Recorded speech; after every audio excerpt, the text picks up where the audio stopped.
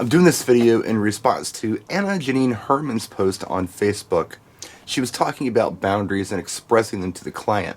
Her example was this: if you have a client that wants you to play the explicit version of a song, and for whatever reason, either morally or professionally, you don't want to do that, are you being fair to the client if you did not somehow express this prior to booking?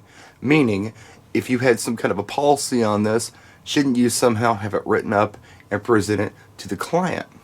I think it's a very interesting question, and I have an answer. I would definitely like to hear yours. And she's not specifically talking about just profanity in music. I think she's talking about any kind of boundaries we have, either professionally or morally.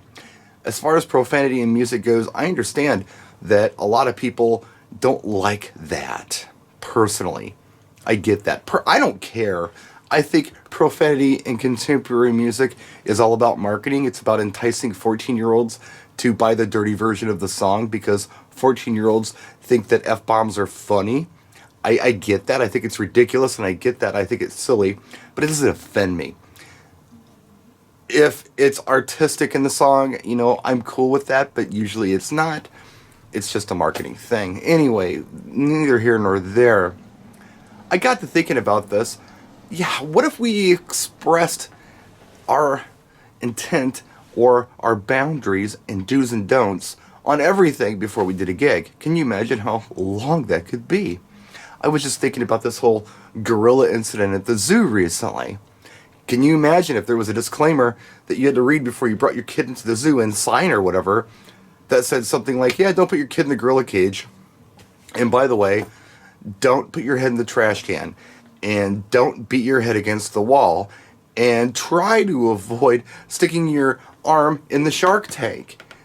This could get painstakingly insane to not only write, but to read if you want to cover absolutely everything and make it idiot-proof.